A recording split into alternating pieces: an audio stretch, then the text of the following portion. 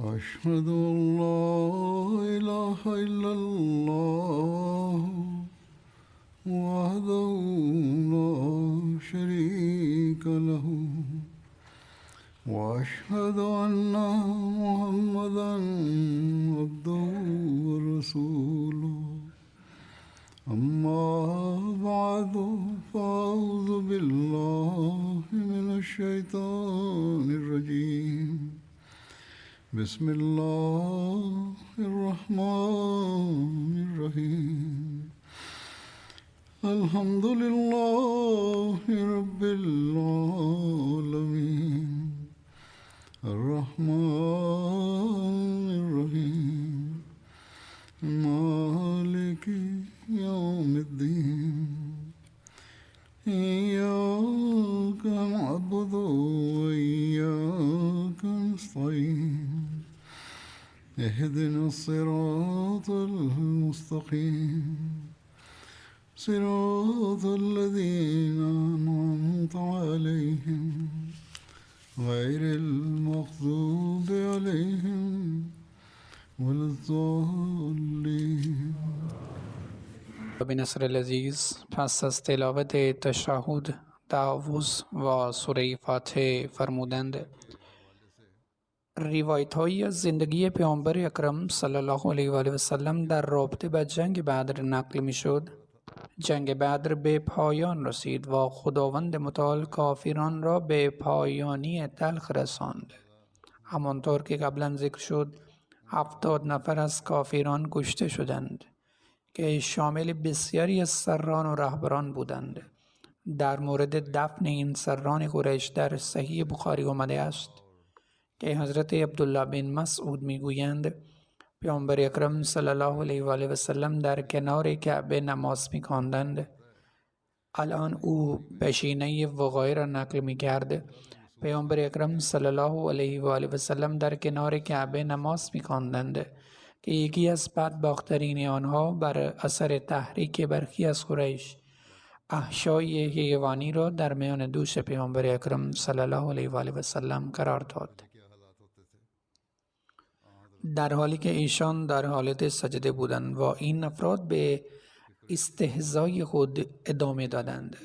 این خبر را به شخصی به حضرت فاطمه رضی الله عنها داد.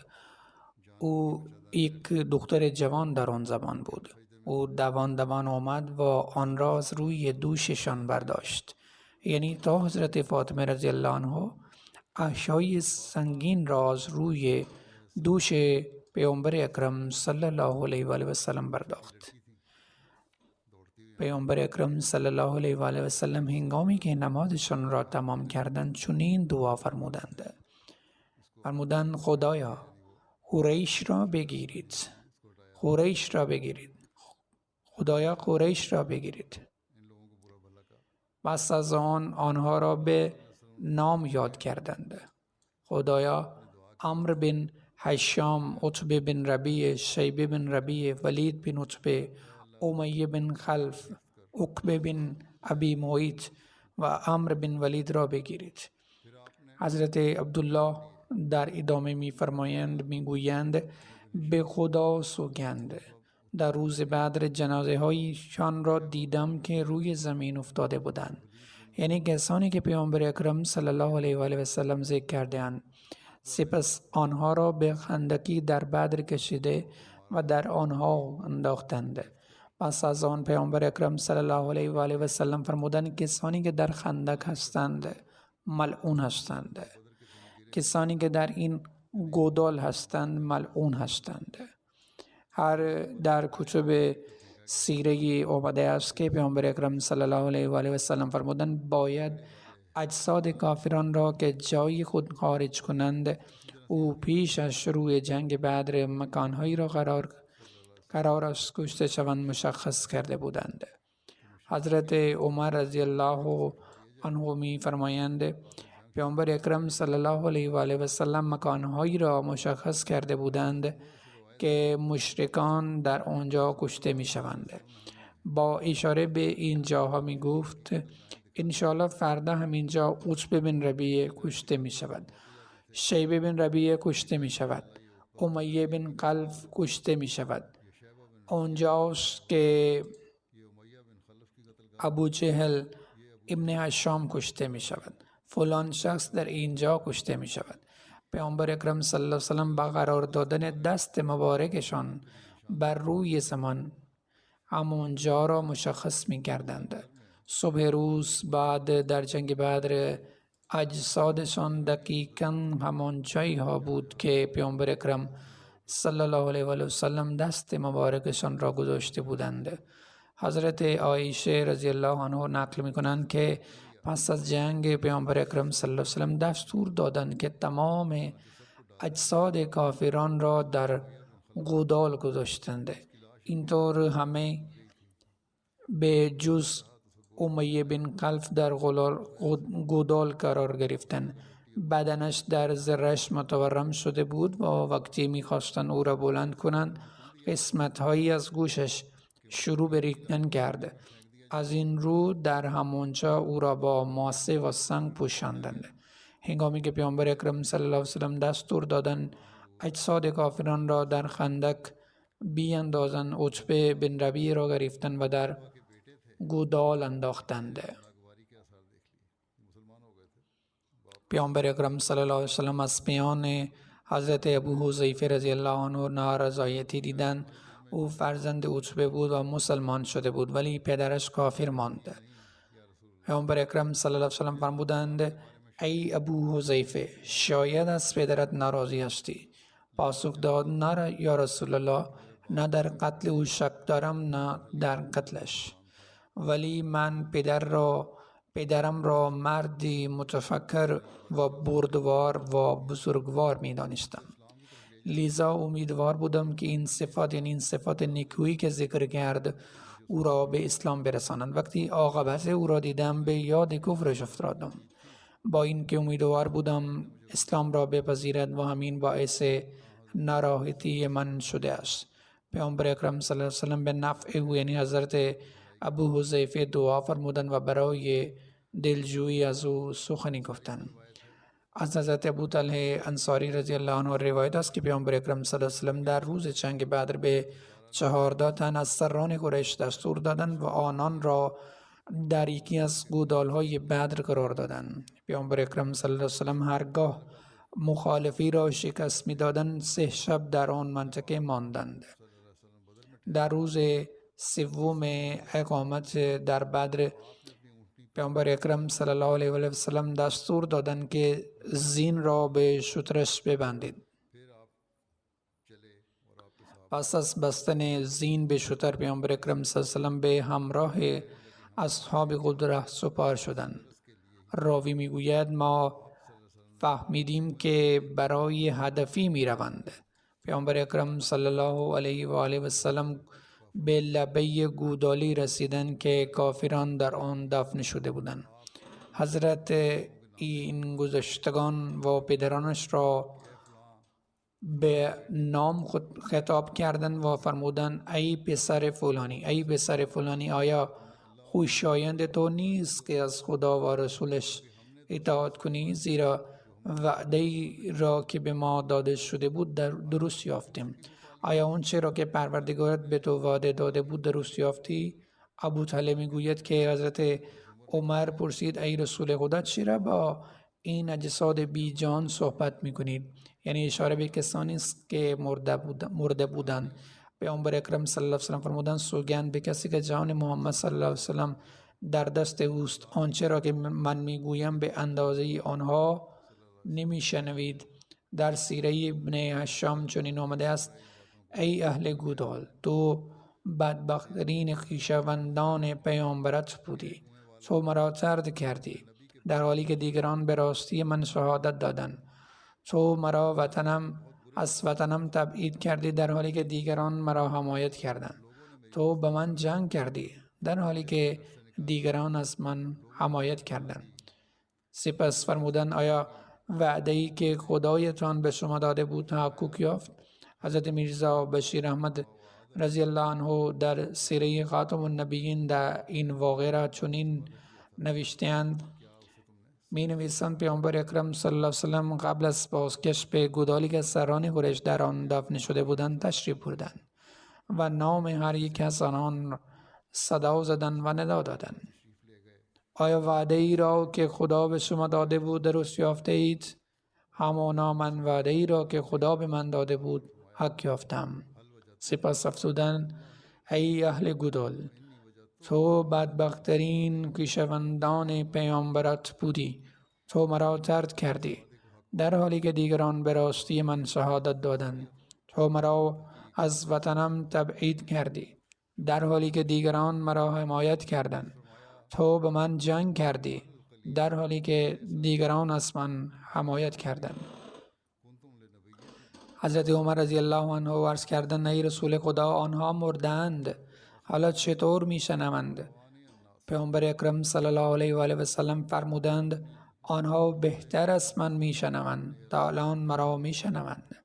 به عبارت دیگر آنها به جایی رسیدند که همه حق آشکار می شود و هیچ حجاب باقی نمی ماند. این سخنان پیامبر اکرم صلی الله علیه و سلم که در بالا نوشته شده است دارای عواطف عمیق‌تری از درد و رنج بود. می توان تا حدودی وضعیت عواطف پیامبر اکرم صلی الله علیه و سلم را که در آن زمان تحمل می کردند اندازه گیری کرد. گویا تاریخ گذشته مخالفت قریش در برابر دیدگان پیامبر اکرم صلی الله علیه و سلم در آن زمان بود و در عالم خاطر یک ورق می‌زد و دلش ناآرام می‌شد. در مطالعه این صفحات این سخنان پیامبر اکرم صلی الله علیه و سلم نیز دلیل قطعی است بر اینکه مسئولیت آغاز این سلسله جنگ‌ها کاملا بر عهده کافران مکه بوده است. چنان که از این سخنان پیامبر اکرم صلی الله علیه و سلم پیداست ای قوم من، تو با من جنگ کردی در حالی که دیگران از من حمایت کردند. حداقل این سخنان به طور قطع نشان می‌دهند که پیامبر اکرم صلی الله علیه و آله و سلم به نظر خود ایشان معتقد بودند که این جنگ‌ها به دست کافران آغاز شده است و صرفاً برای دفاع از خود مجبور به شمشیر گرفتن است. همچنین به معجزات پیامبر اکرم صلی الله علیه و آله و سلم در این جنگ اشاره شده است. یکی از آنها در کتاب سیره نوشته شده است که ابن اسحاق میگویند عکاشه بن محسن در روز جنگ بدر با شمشیر خود می جنگید تا این که در دست شکست. نیست پیامبر اکرم صلی الله علیه و سلم رفت و آن حضرت چوبی را به او دادند و فرمودند ای عکاشه با کافران بجنگ. عکاشه در آن را در دست گرفت و به هوا برانداخت و چوبی به شمشیری تبدیل شد که نسبت طویل بود. فلز آن بسیار محکم بود و تیغه آن سفید رنگ بود. او با این شمشیر در جنگ ادامه داد تا این که خداوند متعال مسلمانان را پیروز کرد.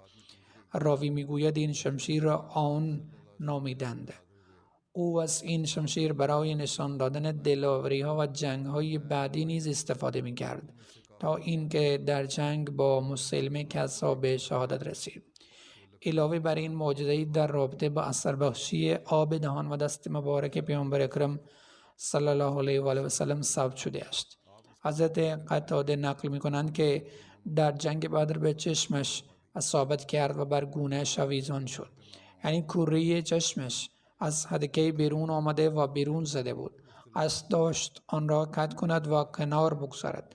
صحابه موضوع را به پیامبر اکرم صلی الله علیه و آله و سلم عرض کردند و آن حضرت فرمودند نه، او این کار را نکند. پیامبر اکرم صلی الله علیه و سلم حضرت قتاده را احضار فرمودند و چشمش را بر کف دست گذاشتند و حدقه را در آن قرار دادند.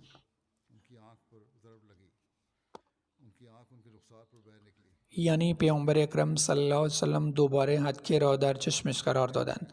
حضرت قتاده میگویند که فراموش کرده بود که چشمش از اول مجروح شده بود.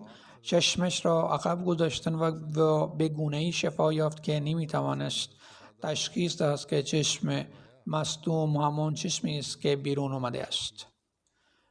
در واقع این چشم مصدوم از چشم دیگرش زیباتر به نظر می رسید. در برخی کتاب‌ها این واقع در مورد چشم شفا یافته در جنگ احد اتفاق افتاده است و برخی دیگر ادعا می‌کنند که در جنگ خندق اتفاق افتاده است، اما این معجزه در مورد جنگ بدر نیز ذکر شده است. چگونه خبر شکست کافران به مکه رسید؟ در این زمینه نقل شده است که مشرکان با آشفتگی و هرج و مرج و وحشت از میدان بدر به سوی مکه گریختند. از ترس ذلت و شرم مطمئن نبودند که چگونه وارد مکه شوند. اولین کسی که از شکست قریش در مکه خبر داد حیثمان بن ایاس بن عبدالله بود. بعداً اسلام را پذیرفت. مردم ازش پرسیدند که چه اتفاقی افتاده است. پاسخ داد عتبه بن ربیعه، شیبه بن ربیعه، ابوالحکم بن هشام یعنی ابوالجهل، امیه بن خلف و چند تن دیگر از سرداران کشته شدند. وقتی از او شروع به فریست کردن سران قریش کرد، از کشته شده بودند که مردم سخنان او را باور نکردند. صفوان بن امیه که در حطیم نشسته بود این را شنید و گفت نفهمیدم، به نظر می رسد که این شخص دیوانه شده است. به عنوان وسیله‌ای برای تایید از او در مورد مکان صفوان بن امیه سوال کنید، یعنی از خودش جویا شد. مردم از صفوان بن امیه از او پرسیدند، پاسخ داد ببین او در حطیم نشسته است. من دیوانه نیستم، همه چیز را به وضوح می‌بینم. من به چشمان خود شاهد کشته شدن پدرم و پدر و برادرش بودم. الان فهمیدن این مرد راست میگوید. این گونه مردم مکه از شکست محیب خود در میدان جنگ بدر مطلع شدند. این امر چنان بر آن تحت تأثیر منفی گذاشت که از عزاداری در گذشتگان خود نهی کردند تا مبادا مسلمانان از اندوه آنان شاد شوند. هنگامی که برخی از قریش برای مردگان خود سوگواری می‌کردند، برخی دیگر به آنها می‌گفتند این کار را نکنید، زیرا اگر این خبر به محمد یا یارانش برسد از اندوه شما خوشحال میشوند. هیچ کس را برای بازگرداندن کسانی که زندانی شده‌اند نفرستید تا زمانی که در مورد آن با دقت فکر کنید. ماتم نگیرید و برای آزادی اسیران کوشش نکنید که محمد صلی الله علیه وسلم و یارانش در امر فدیه بر شما سخت گیرند. در مورد چگونگی رسیدن خبر پیروزی به مردم مدینه و پاسخ آن نقل شده است که پیامبر اکرم صلی الله علیه و سلم حضرت عبدالله بن رواحه را به منطقه مرتفع مدینه و حضرت زید بن حارثه را به ناحیه پایین مدینه برای ابلاغ مژده پیروزی که خداوند متعال به رسول صلی الله علیه و آله و سلم عطا فرموده بود اعزام فرمودند. حضرت اسامه بن زید میگویند این خبر زمانی به ما رسید که خاک قبر حضرت رقیه دختر پیامبر اکرم صلی الله علیه و آله و سلم و همسر حضرت عثمان بن عفان را تمیز کرده بودم. او فوت کرده بود. پیامبر اکرم صلی الله علیه و سلم نیز مرا با حضرت عثمان رها کرده بودند تا از حضرت رقیه مراقبت کنم. زمانی نزد پدرم حضرت زید بن حارثه آمدم که اطرافش را مردم احاطه کرده بودند. او میگفت عتبه بن ربیعه، شیبه بن ربیعه، ابوجهل بن هشام، زمعه بن اسود البختری، عاص بن هشام، امیه بن خلف و دو پسر حجاج نبی و منبع کشته شده‌اند. در تمام مدت مدینه اوضاع این بود که منافقان و یهودیان شایعه می‌کردند که مسلمانان شکست کامل خورده‌اند و خدایی نکرده محمد صلی الله علیه و آله و سلم کشته شده‌اند. در میان بلا تکلیفی این شایعات بود که حضرت زید سوار بر شتر پیامبر اکرم صلی الله علیه و آله و سلم وارد مدینه شد و یهودیان و منافقان با شور و شوق گفتند که اینک محمد صلی الله علیه و آله و سلم کشته شده و زید سوار بر شتر خود است. وقتی زید اعلام کرد که عتبه، شیبه، ابوجهل و امیه همگی کشته شده‌اند، منافقین پرسیدند چگونه ممکن است؟ ظاهراً شکست مسلمانان و مرگ محمد باعث شده زید از هوش برود و به همین دلیل چنین سخنانی را میگوید. واکنش کافران در مکه همانند منافقان و یهودیان مدینه بود. حضرت اسامه بن زید ادامه می‌دهد چون همه اینها را در مدینه میشنیدم پدرم زید را به کناری گرفتم و پرسیدم ای پدر، آیا واقعا آنچه میگویی درست است؟ گفت پسرم، به خدا سوگند همین در واقع اتفاق افتاده است و من حقیقت را میگویم. با شنیدن این خبر کاروانهایی از مردم برای ادای احترام به پیامبر پیروز گرد آمدند. مسلمانان از این پیروزی بسیار خوشحال و مسرور شدند. آنها مشتاقانه منتظر بازگشت پیامبر اکرم صلی الله علیه و آله و سلم بودند. همه مسلمانان در این جنگ شرکت نکردند، زیرا پس از خروج از مدینه قصد جنگیدن را نداشتند. عده‌ای از مسلمانان که از ورود پیامبر اکرم صلی الله علیه و سلم مطلع شده بودند، برای استقبال از آن حضرت به بیرون مدینه آمده بودند. در رویاها با پیغمبر اکرم صلی الله علیه و سلم ملاقات کردند. شادی آنها منظره قابل دیدن بود. پیروزی پیامبر اکرم صلی الله علیه و سلم را بر کافران تبریک گفتند و سپس پیامبر اکرم صلی الله علیه و سلم وارد مدینه شدند و بقیه مسلمانان از آن حضرت استقبال کردند. در مورد غنایم جنگی از این جنگ نقل شده است که مسلمانان پس از پیروزی 150 شتر و 10 اسب دریافت کردند. علاوه از این آنها کالاهای مختلفی از سلاح گرفته تا لباس گرفته تا مقادیر زیادی پوست، چرم لکه‌دار، پشم و غیره به دست آوردند. اینها کالاهایی بود که مشرکان برای تجارت آورده بودند. پیامبر اکرم صلی الله علیه و آله و سلم سهمی معادل سهم اصحاب خود گرفتند. از غنایم این جنگ اصحاب یک شمشیر برای پیامبر اکرم صلی الله علیه و سلم نگه داشتند و از اموال ابوجهل نیز شتری دریافت کردند. در بینی آن یک حلقه نقره‌ای داخل آن بود.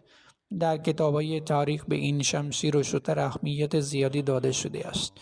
جزئیات بیشتر این است که شمشیر مذکور ذوالفقار نام داشت و متعلق به آس بن منبع بن حجاج بت پرستی بود که در جنگ بدر کشته شد. بر اساس برخی روایت این شمشیر متعلق به ابوجهل بوده است. پیامبر اکرم صلی الله علیه و سلم نام شمشیر را ذوالفقار گذاشتند. دلیل نامگذاری این شمشیر به ذوالفقار این است که یا دندان دار بوده و یا خطوطی بر روی آن حک شده بود. در مورد این شمشیر نوشته شده است که پس از آن همواره در اختیار حضرت محمد صلی الله علیه و سلم بوده است. پیامبر اکرم صلی الله علیه و سلم این شمشیر را در جنگ‌های دیگر نیز خود نگه داشتند. پس از رحلت پیامبر اکرم صلی الله علیه و سلم این شمشیر به خلافت عباسی رسید. همچنین شتر ابوجهل که پیامبر اکرم صلی الله علیه و سلم در میان غنایم جنگ بدر به دست آوردند نزد ایشان باقی ماند تا اینکه در زمان عهدنامه حدیبیه آن را به عنوان قربانی بردند. در این باره روایت است که این شتر در حدیبیه چرا می کرد و از آنجا گریخت و به خانه ابوجهل در مکه رسید. حضرت عمرو بن انمه انصاری به دنبال شتر رفت و به مکه رسید، اما چند نفر از مکار مکی از بازگرداندن شتر خودداری کردند. سهیل بن عمرو که در عهدنامه حدیبیه نماینده قریش بود به آنها دستور داد که شتر را برگردانند و سرانجام شتر را برگرداندند. به این مردم گفت در عوض این شتر 100 شتر تقدیم کنید. اگر مسلمانان این پیشنهاد را میپذیرند میتوانند شتر را نگه دارند وگرنه باید شتر را پس بدهند.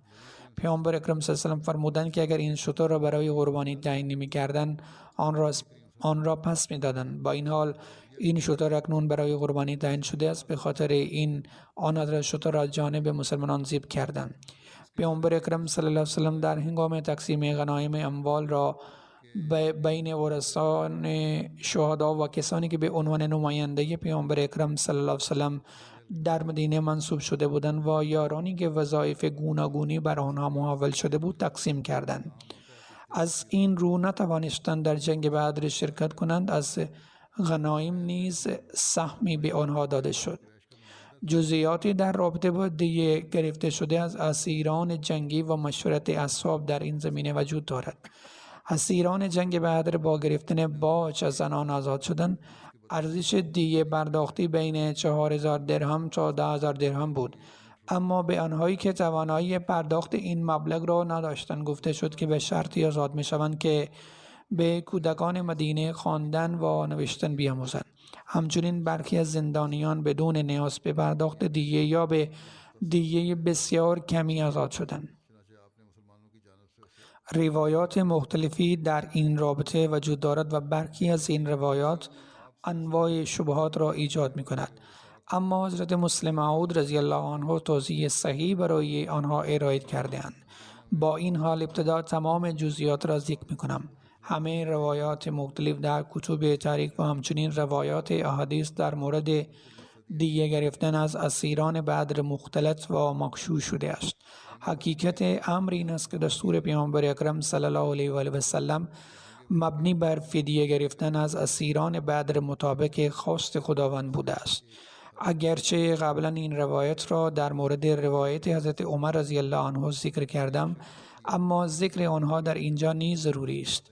حضرت ابن عباس رضی الله عنه نقل می کنند که در روز بدر که مسلمانان دشمن را به اسارت گرفتند، پیامبر اکرم صلی الله علیه و آله و سلم از حضرت ابوبکر و حضرت عمر نظر خواستند. در مورد آنها حضرت ابوبکر عرض کرده: ای پیامبر خدا، آنها پسر عمو و خویشاوندان ما هستند. نظر من این است که از آنها فدیه بگیرید و این وسیله است که ما را از کافران قوی‌تر می‌کند. همچنین نزدیک است که خداوند متعال آنها را به سوی اسلام هدایت کند. پیامبر اکرم صلی الله علیه و سلم فرمودند: ای ابن خطاب، نظر شما چی است؟ از حضرت عمر رضی الله عنه پرسیدند. حضرت عمر رضی الله عنه عرض کردند: ای رسول خدا، نظر من با ابوبکر متفاوت است. در واقع نظر من این است که آنها را به ما بسپارید، گردنشان میزنیم و میکشیم. عقیل را به علی بسپارید تا گردن او را بزند و او را بکشد، و فلان شخص را به من بسپار که نام برد از خویشاوندان او بود تا گردنش را بزنم و او را بکشم، زیرا اینان پیشوایان و بزرگان کافران هستند. پیامبر اکرم صلی الله علیه و سلم نظر حضرت ابوبکر رضی الله عنه را پسندیدند. حضرت عمر رضی الله عنه میگویند پیامبر اکرم صلی الله علیه و سلم نظر من را قبول نکردند. فردای آن روز آمدم و دیدم پیامبر اکرم صلی الله علیه و آله و سلم با ابوبکر نشستند و گریه میکنند. پرسیدم: آیا رسول الله صلی الله علیه و سلم چه چیزی باعث گریه شما و همراهتان شده است؟ دلیلش را بگویید که اگر تحت تاثیر قرار گرفتم من هم گریه میکنم، اگر نه حداقل ظاهرم را چوری جلوه میدهم که گویی گریه میکنم. مجازاتی که در مورد آن دسته از اصحابی که به من پیشنهاد دادند که باید دیه بگیرم، عذابهای کارهای آنها نزدیکتر از این درخت به من نشان داده شد، یعنی اشاره به درختی که نزدیک بود کردن. سپس خداوند متعال این آیه را نازل کرده: هیچ پیامبری را نسزد که اسیران دشمن را نگه دارد مگر زمانی که در این سرزمین اصطلاح و استقرار یابد. و بعد از دو آیه می فرمایند: فکلوا مما غنیمتم حلالا طیبا، پس از آنچه به دست آوردید پاک و پاکیزه بخورید. پس از آنچه در جنگ به دست آوردید حلال و نیکو بخورید. پس خداوند غنایم جنگی را بر آنان حلال کرد. این روایت صحیح مسلم است. در این روایت سخنانی که در ابتدا بیان می کند پیامبر اکرم صلی الله علیه و سلم و حضرت ابوبکر رضی الله عنه گریه می کردند و مضمون آیات بعدی که نازل شد کل این روایت را مبهم می کند و موضوع مبهم می ماند. اما با صحت این روایت که اکثر مورخان، سیره نویسان و مفسران قرآن نوشته‌اند که خداوند متعال از پیشنهاد آزادی اسیران بدر پس از گرفتن فدیه اظهار ناراحتی کرده و در عوض نظر حضرت عمر رضی الله عنه را پسندیدند. کسانی که در مورد زندگی و سیره حضرت عمر رضی الله عنه نوشته‌اند معمولاً فصلی از دستورات قرآنی که در راستای آرای حضرت عمر نازل شده می نویسند. در آن ذکر شده است که خداوند متعال در مورد اسیران بدر نظر حضرت عمر را پسندیده است، اما این موضوع مبهم و غیر قابل درک است. در واقع به نظر می رسد که سیره نویسان و مفسران قرآن در برداشت خود از این روایت دچار اشتباه شده‌اند. با این حال شرحی از حضرت مسلم موعود رضی الله عنه در یادداشت‌های تفسیری منتشر نشده ایشان وجود دارد که این روایت را روشن می کند و رد می کند و توضیحی که حضرت مسلم موعود رضی الله عنه آورده‌اند تفسیر صحیح است. به نظر می رسد که برخی از مفسران این روایت را برای اطلاع بی جهت مقام حضرت عمر رضی الله عنه ایجاد کردند و یا در برداشت خود از این روایت به خطا رفتند. با این حال حضرت مسلم موعود رضی الله عنه در توضیح آیه 68 سوره انفال می فرمایند قبل از ظهور اسلام در عربستان رسمی وجود داشت که متاسفانه امروز هم در بعضی از نکات جهان رواج دارد که اگر جنگی هم صورت نگرفت مردم را به اسارت و بردگی میبرند. یعنی اشاره به زمانی که حضرت مسلم موعود رضی الله عنه این یادداشت را نوشتن، این آیه این رسم منفور را از بین میبرد و به صراحت دستور داده است که انسان را فقط بعد از شروع جنگ با حریف میتوان به اسارت گرفت. اگر جنگی صورت نگرفته است اسیر کردن کسی حرام است. تفسیر این آیه اشتباه بیان شده است. حضرت مسلم موعود رضی الله عنه در ادامه می‌فرمایند پس از جنگ بدر که مسلمانان تعدادی از اسیران را به تصرف خود درآوردند، پیامبر اکرم صلی الله علیه و سلم از اصحاب خود مشورت خواستند که با آنان چه کنند. حضرت عمر رضی الله عنه بر این بود که آنها باید کشته شوند، در حالی که حضرت ابوبکر رضی الله عنه نظر داشتند که باید آنها را به دیگه آزاد کنند. پیامبر اکرم صلی الله علیه و سلم نظر حضرت ابوبکر رضی الله عنه را ترجیح دادند. این آیه 68 سوره انفال است که در آن ذکر شده است که اسیری برای پیامبر جایز نیست مگر اینکه درگیر جنگ همه جانبه باشد. با این حال حضرت مسلم موعود رضی الله عنه در بست این مطلب می نویسند در این واقعه نظر حضرت ابوبکر رضی الله عنه با حضرت عمر رضی الله عنه متفاوت بود. با پیامبر اکرم صلی الله علیه و سلم نظر حضرت ابوبکر رضی الله عنه را پسندیدند و بدین گونه اسیران را پس از گرفتن دیه آزاد کردند. اما مفسران ادعا کردند که نزول این آیه دلالت بر نارضایتی خداوند متعال از این عمل پیامبر اکرم صلی الله علیه و سلم دارد. این روایت صرفاً برای اعتبار بخشیدن به نظر حضرت عمر است، هرچند به معنای پایین آمدن مقام پیامبر اکرم صلی الله علیه و سلم است. با این حال آنها مفسران ادعا می‌کنند که خداوند متعال از این اقدام پیامبر اکرم صلی الله علیه و سلم ناراضی بودند که اسیران را به جای فدیه میبایست کشتند. این در تفسیر الطبری نوشته شده است. حضرت مسلم موعود رضی الله عنه می‌نویسند این تفسیر نادرست است. اولا تا آن زمان هیچ فرمانی مبنی بر منع آزادی زندانیان با گرفتن دیگه نازل نشده بود. از این رو نمیتوان بر پیامبر اکرم صلی الله علیه و سلم بابت دیگه گرفتن مورد الزام قرار داد. ثانیاً پیش از این واقعه پیامبر اکرم صلی الله علیه و سلم پس از گرفتن فدیه 2 اسیر را در نخله آزاد کردند و خداوند متعال این عمل را ناپسند نادانست. ثالثاً 2 آیه از این باب خداوند متعال به مسلمانان اجازه می‌دهد از آنچه از غنایم جنگی به دست می‌آید استفاده کنند و آن را حلال و نیکو اعلام کند. این تصور بسیار دور از ذهن است که بگوییم خداوند متعال از پذیرش فدیه توسط پیامبر اکرم صلی الله علیه و سلم ناراضی بوده است و سپس پول به دست آمده است آن را حلال و طیب اعلام کند. بنابراین این تعبیر کاملا اشتباه است و تفسیر صحیح این است که در اینجا یک اصل کلی ذکر شده است که هیچ کس را نمیتوان اسیر کرد مگر این که با دشمنی که بعد از جنگ مغلوب شده است جنگ همه جانبه صورت بگیرد. هیچ ارتباطی بین این و نظر حضرت عمر رضی الله عنه مبنی بر عدم باجگیری وجود ندارد.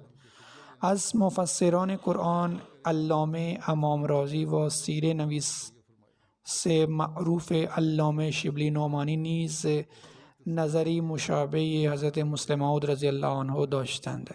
حضرت میرزا بشیر احمد رضی الله عنه می نویسند پیامبر اکرم صلی الله علیه و آله و سلم وقتی به مدینه بازگشتن و مشورت گرفتن که با اسیران چه باید کرد.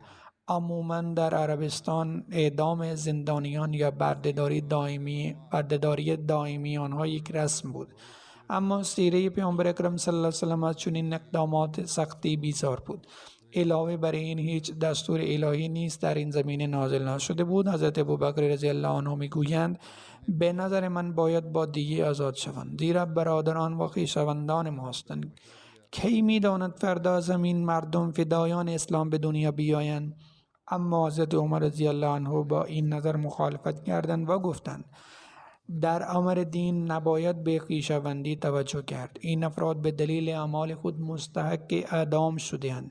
نظر من این است که همه آنها باید اعدام شوند. در واقع مسلمانان باید خویشاوندان خود را با دست خود اعدام کنند. پیامبر اکرم صلی الله علیه و سلم که تحت تاثیر رحمت ذاتی خود قرار گرفته بودند، پیشنهاد حضرت ابوبکر رضی الله عنه را تایید فرمودند. اینطور دستور منع اعدام صادر کردند و دستور دادند مشرکانی که دیه خود را می‌پردازند آزاد شوند.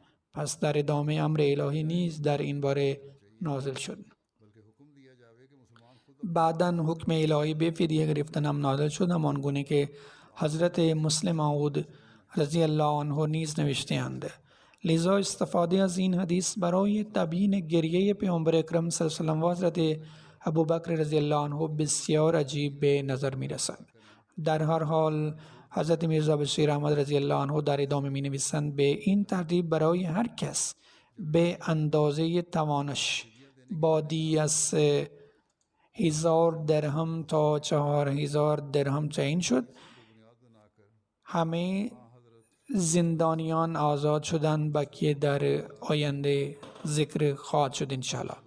بعد از نماز جمعه 2 نماز جنازه‌ای را اقامه خام کرد. اولین ذکر رانا عبدالحمید خان چگری است که به عنوان مبلغ و نایب ناظم مال وقف جدید پاکستان خدمت می‌کرد. او اخیراً در سن 70 سالگی دار فانی را ودا گفت. انا لله و انا الیه راجعون. همانا ما از آن خدا هستیم و به سوی او باز می‌گردیم. به فضل خدای متعال موسی بود. پدرش چودری عبداللطیف خان چگری و مادرش رحمت اللطیف نام داشت. پدرش نیز از واقف زندگی بود و در جماعت کار می‌کرد. احمدی افسری که جدش از چودری عبدالمنان خان چگری و برادر بزرگش حضرت چودری عبدالسلام خان چگری در خاندان عبدالحمید خان چگری معرفی شد. هر دو این افتخار را داشتند که در دسامبر 1903 به دست حضرت مسیح موعود علیه السلام بعید کنند.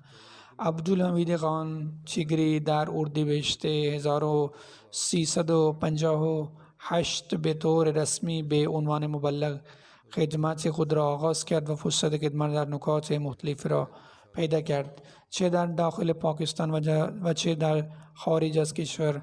وی در دوره وکالت تبشیر از آگوست 1363 تا دسامبر 1364 در اوگاندا خدمت کرد. بعداً در قالب طرح وقف جدید این فرصت را یافت که در جاهای مختلف به عنوان مبلغ خدمت کند. در سال 1372 به سمت نایب ناظم مال وقف جدید منصوب شد و تا پایان عمر در این سمت به خدمت خود ادامه داد. و این فرصت را داشت که به مدت 44 سال به جماعت خدمت کند. خداوند متعال یک پسر و یک دختر به او عطا فرمود. پسر او دکتر عبدالرؤوف خان است که در حال حاضر به عنوان صدر مجلس خدام الاحمدی در دانمارک خدمت می کند. پسرش دکتر رؤوف خان می گوید پدرم همیشه به سوگند فداکاری خود وقف وفادار بود. او فقط مدت کوتاهی را در اوگاندا گذراند، زیرا در آن زمان شورشیان آنجا دولت را سرنگون کرده بودند و خارجی ها را از این سرزمین بیرون رانده بودند. با این حال در حالی که در اوگاندا بود، سرمبلغ محمد احمد بطی قرآن کریم را به پدرم داد و قصد تبلیغ به کمپالا فرستاد. در آن زمان جنگ داخلی در آن منطقه شروع شده بود. مردم مجبور به ترک خانه هایشان شده بودند.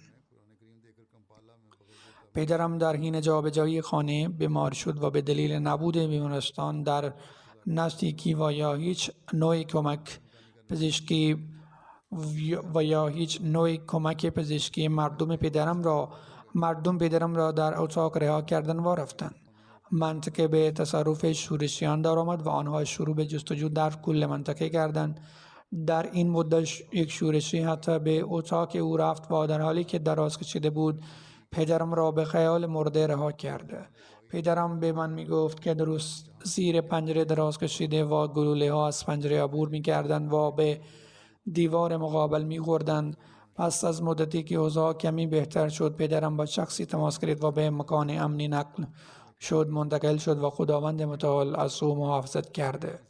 او پیوند بسیار عمیقی و عشق و علاقه با خلافت داشت. او بسیار ساده و اجتماعی بود. او همیشه آماده بود تا به آنچه در خطبه های خلیفه وقت گفته می شود گوش فرا دهد. او با تعویل و تفسیر موافق نبود و هر کس به تعبیر معنی و مقاصد مختلف بپردازد اظهار ناراحتی می کرد. او همچنین به مقامات و مبلغان مذهبی احترام زیادی قائل بود. پسرش میگوید او مرا به این امر توصیه می کند. او میگوید من از اعضای سازمان اطفال احمدی بودم و یک بار به من گفت اگر نمیخواهی با مسئول یا منتظمی در مورد چیزی به توافق برسی مسئولیت را نپذیرید و می گفت نظام جماعت و نظام خلافت به هم پیوسته‌اند. این نمیتواند باشد که شما به یکی گوش دهید و به دیگری گوش ندهید. یکی از خصوصیات بارز او کمک به دیگران و اصلاح آنها در مواقعی بود که مقتضی بود. این تا آنجا بود که اگر میخواست کسی را راهنمایی کند و دیگری ناراحت میشد نگران نمیشد و اگر در اصلاح آنها موفق بود و از آنها قدردانی میکرد و او میگفت کار من فقط اصلاح است. او می نویسد که فرصت های زیادی برای او فراهم شد که می توانست در آن زندگی راحت داشته باشد، اما او همیشه به زندگی فداکاری خود اولویت می داد و می گوید حتی در آخرین روزهای زندگیش به پدرم اشاره کردم که باید برای زندگی با من در دانمارک نقل مکان کنند. اما این باعث ناراحتی او شد و گفت من چند سالی است که خودم را وقف نکردم بلکه زندگیم را وقف کردم و تمام داشته هایم مربوط به فداکاری من است. دکترش حافظ حسن آرا می گوید پدرم بسیار سخاوتمند، مهربان، مهمان نواز و خدا ترس بود. او گنج دعاها بود. از بزرگترین صفات او ایمان و توکل کامل به خداوند متعال و سپس صفت دیگرش عشق به خلافت بود. او بیش از هر رابطه دیگری عشق خاصی به خلافت داشت. تمام افکار او آغاز گفتگوها و پایان گفتگوهایش حول محور خلافت و عشق به خلیفه زمان بود. او میگوید که هر از گاهی به اینجا در بریتانیا میرفت و گاهی که احساسات بر من غلبه میکرد و آن را ابراز میکردم میگفت همه روابط در این زندگی موقتی هستند. شما باید همیشه رابطه خود را با خدا قوی نگه دارید. همه روابط دیگران به پایان میرسند، زیرا تنها موجودی که میماند خدای متعال است که هرگز شما را تنها نمیگذارد. سپس میگوید همیشه با خلیفه رابطه قوی داشته باشید. خیلی ساده بود و همیشه میگوید من فداکار زندگی هستم. تمام زندگی من وقف شده است و تمام آخرین لحظات ابراز تمایل میکرد که وقف خود را ادا کند. حافظ خالد افتخار ناظم مال وقف جدید می نویسد من حدود 20 سال فرصت کار با عبدالامیر خان را داشتم. او همیشه معیارهای یک فدایی واقعی بودن را حفظ می کرد و می گوید از نظر سن و تجربه از من بالاتر بود، اما به دلیل وفادار ماندن به اطاعت و خلافت و ساختار تشکیلاتی جماعت هیچگاه ارشدیت خود را اعلام نکرده. معاون او بود. او میگوید او بسیار فداکارانه با من کار کرد. او در تبیین و فراخوان به پرداخت اعانه روش بسیار خوبی داشت.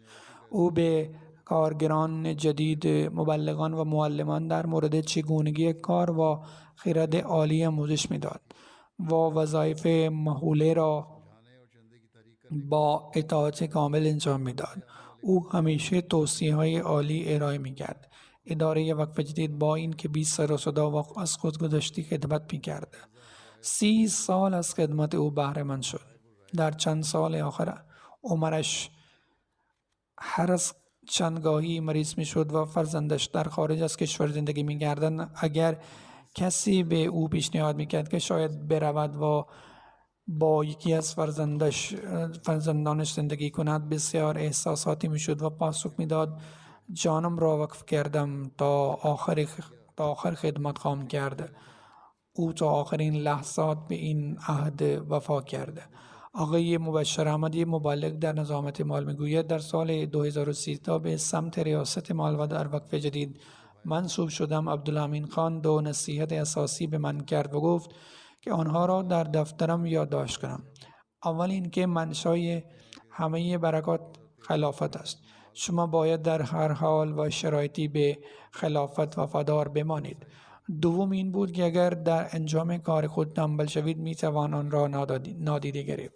هرچند دروغ را نمی توان بخشید. هرگز سخنی دروغ نگویید. او گفت که من باید این 2 اصل را اتخاذ کنم و چون تک تک ما به خداوند متعال ایمان و توکل کامل داریم همیشه از او کمک بخواهید و از او دعا کنید.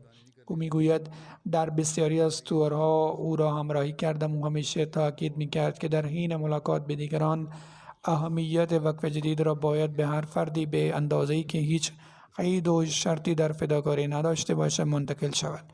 فقط طلب پول نکنید بلکه باید اهمیت انفاق را بیان کنید و در دل آنها برای جماعت درد ایجاد کنید و سپس به اندازه ظرفیتشان از آنها بخواهید. در این صورت نباید احساس شرمندگی وجود داشته باشد، زیرا وظیفه ما خدمت به جماعت و طلب کمک برای جماعت است. از اموال جماعت مراقبت می‌کرد. ایشان تاکید می‌کردند که صدقه ها بر اثر فداکاری اعضای جماعت دریافت می‌شود. بنابراین در مصرف آن مال و استفاده از آن مال نباید زیاده روی کنیم. فقط باید چیزی را که ضروری است خریداری کرد و چیزی بیش از آنچه لازم است خرج نکرد. می گفت به پسرم هم گفتم که تا زمانی که به جماعت وفادار باشید پسر من است، وگرنه من با تو ارتباطی ندارم و نیازی به تو ندارم. خداوند متعال او را مورد غفرت و مغفرت و رحمت قرار دهد و مقامش را اطلاع بخشد و فرزندانش را بر میراث فضایلش توفیق دهد. تشییع جنازه بعدی متعلق به نصرت جهان احمد است، همسر مبشر احمد که یک مبلغ در امریکا است. او اخیراً درگذشت. انا لله و انا الیه راجعون. متوفا با همسر و 3 فرزندش در سال 1972 به آمریکا نقل مکان کرد و در واشنگتن ساکن شد. در سال 1988 همسر زندگی خود را در امریکا وقف کرد و آن مرحوم در تمام طول زندگی خود با سادگی و رضایت کامل زندگی کرده. از زمانی که همسرش آقای مبشر زندگی خود را وقف کرد و به انجام وظایف تبلیغی پرداخت، با او سادگی و رضایت فراوان زندگی می‌کرد. به فضل خدای متعال موسی بود. او در صدقه پیشتاز بود و به خلافت عشق عمیقی داشت و سال 1977 تا 2007 در سمت‌های مختلف در زیر نظر لجنه اماءالله خدمت کرد. او به عنوان معاون محلی رئیس و رئیس منطقه‌ای در میان نقش‌های دیگر خدمت کرد. ایشان با تلاش و علاقه فراوان برنامه‌هایی را برای تبلیغ پیام اسلام احمدیه ترتیب دادند. همچنین برنامه‌های مختلفی را برای آموزش لجنه و ناصرات اجرا کرد. او همچنین به فرزندان خود آموزش‌های دینی خوب ارائه داد. اینطور او همچنین آنها را به تحصیلات دنیوی تشویق کرد.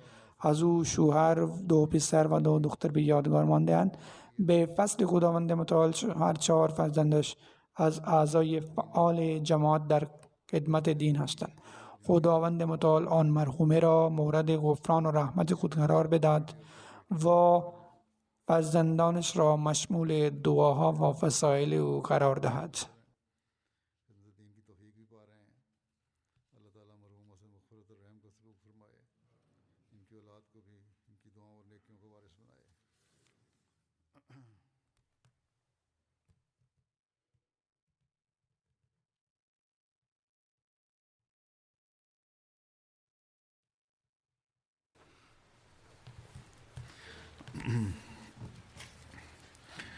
الحمد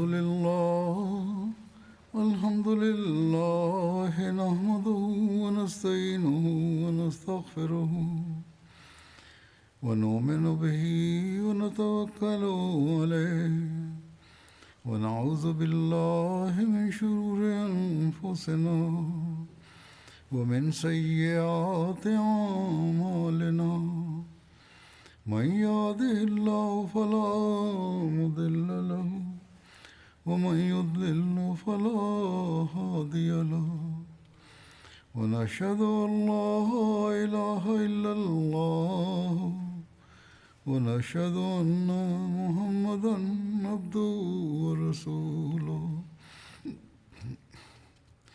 عباد الله رحمكم الله إن الله يأمر بالعدل والإحسان وإيتاء ذي القربى وينهى عن الفحشاء والمنكر والبغي يعظكم لعلكم تذكرون اذكروا الله يذكركم وادعوه يستجب لكم ولذكر الله